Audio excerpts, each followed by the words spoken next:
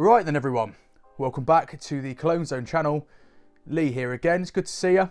Today we're going to go straight into it. We've got a Perfume Parlour haul, and I'm just going to preface this. Got all of these from the Perfume Parlour Facebook group, which is fantastic. If you're interested in Perfume Parlour, 100% I'd recommend going over there. Get loads of great deals. That's where I've got all these from. That's why some of the bottles will look a bit weird. Some of them will have like the picture of the actual fragrance on it. I'll include all the numbers, all the names and all that good luck on the bottom of the screen, so you won't have to worry about searching it yourself. So I've got quite a few of these to do, so I'm going to give them about a minute or two and not take up too much time. So let's get into it. First up is we've got Gucci Envy. Old school bottles. This is probably quite an old one, so well macerated. No idea what the actual code is. That will be bottom of the screen. Let's give it a spritz. So the notes of this one, in the top we've got ginger, cardamom, lavender, pepper, mahogany, coriander and mandarin orange. In the mid we've got sandalwood, cedar, carnation, jasmine, rose, and the base you've got incense, vanilla, tobacco, amber, vetiver, leather, patchouli and musk. So this of course is Gucci Envy, was an early 2000s fragrance, discontinued, seen as a bit of a hidden gem now, seen as a bit of a classic, legendary discontinued fragrance. And you know what, I can see why. I love this. I'm not gonna lie, a first spray, I love it. I'm getting into my fougères, it's definitely in that style. It's got notes like the incense and the vanilla, so it's got a bit of depth, it's got a bit of warmth in there and a bit of sweetness. Then of course you've got the lavender and the ginger that really sing at the top. Definitely a classic style fragrance on the slight soapy vibe. Really masculine, really gentlemanly.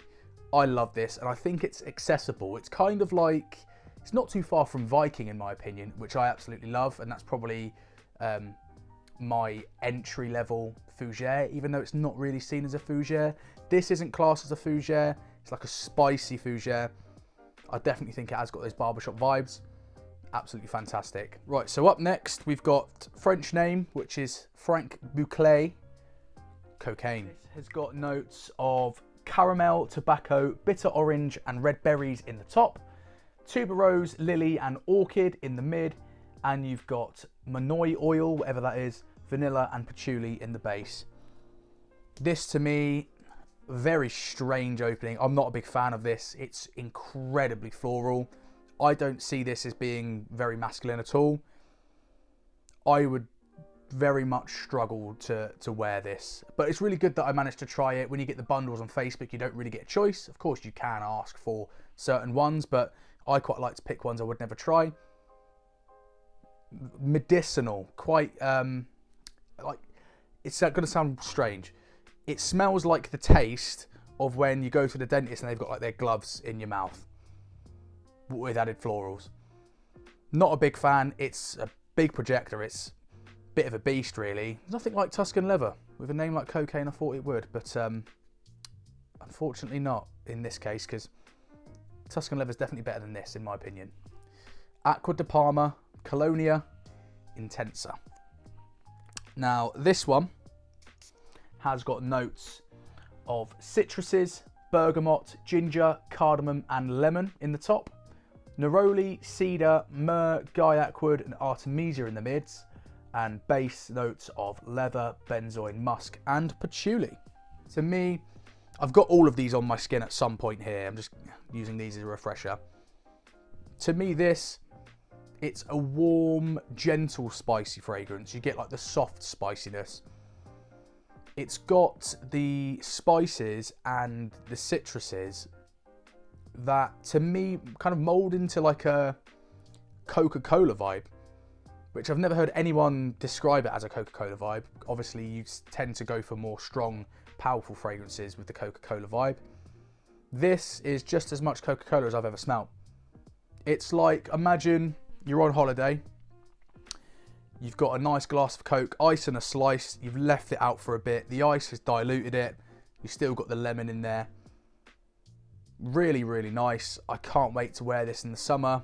Bit more of a summery fragrance. It's not going to be a sharp citrus poppy fragrance. It's not incredibly fresh, but I don't see it as being like a winter or an autumn fragrance. Spring, summer, gonna really enjoy this. Next up, we've got Creed Royal Oud, a bottle that I actually own. Top notes, we've got pink pepper, lemon, bergamot. Mid, you've got cedar, angelica, and galbanum. And on the base, you've got sandalwood, oud, and musk. So this one is definitely not overly oudy. It's a bit of like a hidden oud. I find this quite dusty. You definitely get the pink pepper, which to me is the main star of the show. But when you mix in some of the woods and some of the citrus notes in the top as well, the woods in the mid, it's got a bit of a gluey vibe to it. But I think it's really nice, really gentlemanly. Got a slight neroli vibe in there, but there's no neroli in this. Not the greatest projector, not the greatest longevity on actually both of them. But of course, with these being sort of £10, get an X-Straight version, £12. You can't really go wrong with this. I don't see the point in paying top whack for a fragrance that doesn't perform, no matter how nice it smells. Just kind of seems pointless to me. This does a very good job, and they are very, very close. Up next, we've got Nasomatto's Black Afghano, famous for its cannabis note. Talking of notes, top notes, we have cannabis, green notes. In the mids, you've got resin, woodsy notes, tobacco, coffee, and in the base, you've got oud and incense. Incredibly strong, really funky opening. I would be careful with this. It can give off the illusion of like stinky BO, but it is really nice. And before I realised there was coffee in it, I would never have thought there would have been. But when you do think about coffee, you can get that bitter coffee with it. And with the oud and with the cannabis and the green notes, it's really nice. And to be honest, I don't think it's a far cry from Encre Noir. I think if Encre Noir had that cannabis note in there, maybe a bit of oud, it'd be very similar to this. They're very dry fragrances, not so much juicy, quite dry, really powerful and really, really dark. An absolute beast, sings off the skin. Do not wear this in the high heat, in my opinion. You've heard of skanky ouds. This is a skunky oud. Oh, really interesting though, really, really interesting. Can't stop smelling it. Definitely more an artistic take on fragrances. Not going to be a massive crowd pleaser, I imagine. Although it is one of the most popular niche fragrances out there, to be honest. Up next, we've got Roja Parfums Amber Oud. This one has top notes of bergamot, lime, lemon. Mid, you've got rose, fig, ylang-ylang, and jasmine. And in the base, you've got oud, ambergris, saffron, cinnamon, birch, civet, orris root, musk, sandalwood, oak moss, and patchouli. Blimey, so you've got everything in this. And it's very strange. I find this one, it's not mass appealing. When I sprayed it on, I was like, that smells a bit weird. It smells a bit medicinal. I showed it to my girlfriend expecting her to kind of be like, oh, that's disgusting. But she was like, I quite like that one. It smells like fresh laundry. Amber Oud, it kind of does.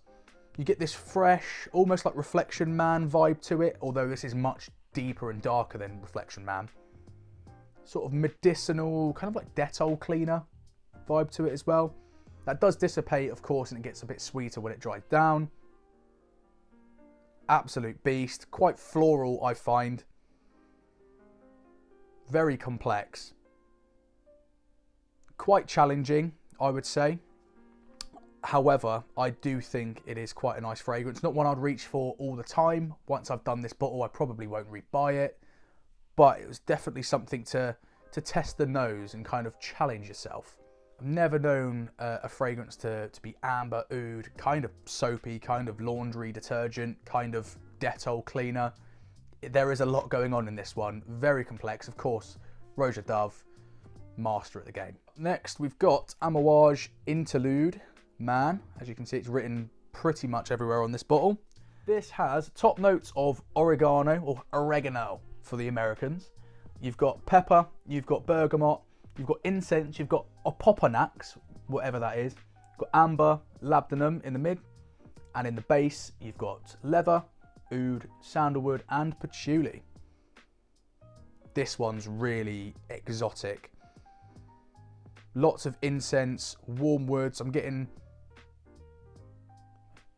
a strange kind of fruitiness to this, but not like poppy summer fragrance fruitiness, like a dried date kind of smell. A little bit of like by the fireplace, a little bit of I guess that's probably from like the incense. Bit of a burning wood kind of smell. This would be fantastic in the winter. Really, really warming, exotic. It's going to stick out from the crowd. This isn't a designer fragrance. This is definitely niche. However, I think it's quite accessible. It's definitely different, but it is accessible. And I think it's really interesting with that oregano note in the top. You don't really see that in too many fragrances, especially kind of ones like this. This one lasts forever on the skin as well. A great performer, definitely one for the colder months, and it performs incredibly well in the colder months as well. Yeah, I love this one. Fantastic from the guys at Amouage and fantastic from Perfume Parlour. Almost at the end of this quick little run through now. We've got Deutsch Alley, which is Bond No. 9's Bleecker Street. Now Bleecker Street has top notes of violet leaf, blueberry, cassis, thyme, with mids of cedar, cinnamon, jasmine, and base of oak moss, suede, patchouli, amber, vanilla, and caramel. Now I must admit, I don't get much caramel from this. Of course, you've got the violet, you've got the blueberry. It's a very kind of metallic, zingy fragrance, I find, in the top. On first impressions, a little bit of a more acidic, sour, lemon take on like a Pegasus, where it's got that metallic vibe that just sings through. This definitely has that. Mixed with like the blueberry and the thyme in the top. It is quite unique. It's strange. It's really unique. I've not smelled anything like it, but it doesn't smell like it doesn't belong everywhere on the streets. This bottled up, a Dior, Paco Rabanne. God forbid they make something good nowadays.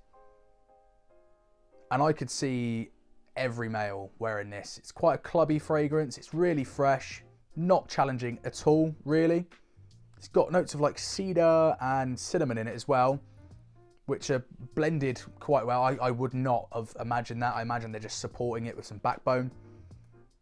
Really fresh, really interesting, but it's got balls to it. It's not just a freshie that's going to last 10 minutes on the skin. This does last, and it does last quite well, and it projects quite well as well.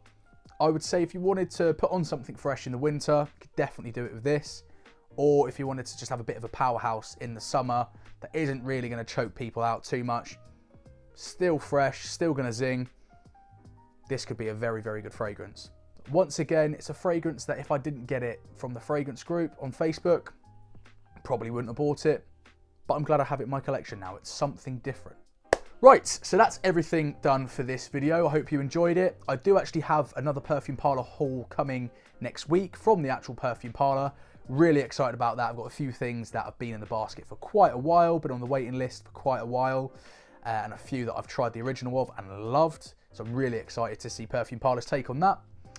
And I'm going to be comparing some original fragrances to the Perfume Parlour clones, and I'm going to be doing an extrait or extract versus just the regular spray. So you've got that to look forward to. Quite a bit of content should be coming out fairly soon. I'm Lee from the Cologne Zone. Pleasure is always mine.